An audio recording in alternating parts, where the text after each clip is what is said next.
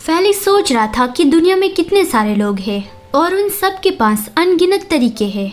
वो बिना कोई रीजन के फेलिक्स को रिजेक्ट कर सकते हैं, लेकिन फेलिक्स को उन सब के रिजेक्शन की वजह से हर्ट फील नहीं होता, क्योंकि उसके पास गियोवानी है जो उससे बहुत ही प्यार करता है। फिर गियोवानी के ऑफिस में लव मेक के बाद वो दोनों वापस आए और एलिवेटर में उसकी ली गांग से मुलाकात हो गई।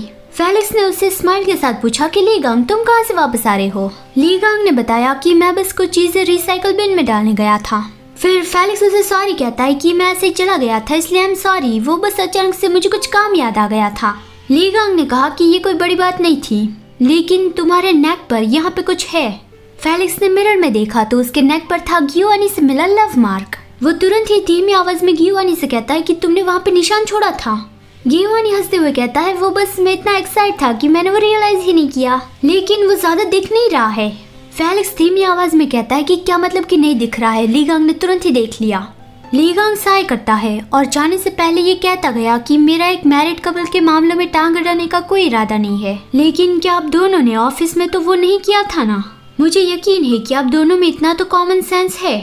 गियोवानी को तो इससे कोई फर्क नहीं पड़ता, लेकिन ये बात फेलिक्स को एक तीर की तरह चुभ गई। वो सोचता है कि ऐसा कहते हैं कि जब आप किसी के प्यार में पड़ते हो तब आप उसके जैसी बनने लगते हो, तो क्या मैं भी अब गियोवानी की तरह अपने सेक्सुअल डिजायर को नहीं रोक पा रहा हूँ। चाहे कुछ भी हुआ हो, मुझे खुद को कंट्रोल में रख के सही जगह और वक्त का इंतजार करना चाहिए था। तभी गियोवानी उसे कहता है कि नोआ और लियोनार्डो ने बताया है कि वो लोग अमेरिका वापस जा रहे हैं और शायद एक आध महीने के बाद जाएंगे। गियोवानी फेलिक्स को और भी एक इम्पोर्टेंट बात बताना चाहता था। उसने फेलिक्स से पूछा कि क्यों ना वो दोनों फिर से उसी हाउस में रहने चले जाए, मतलब जिस हाउस में नोआ और लियोनार्डो रह रहे हैं। शायद एक महीने के बाद तो वो लोग अमेरिका वापस चले जाएंगे। वो हाउस लियोनार्डो ने स्पेशली गियोवानी के लिए ही लिया था, लेकिन नोआ यहाँ कोरिया में भाग आया था और लियोनार्डो भी उसके पीछे पीछे आ गया।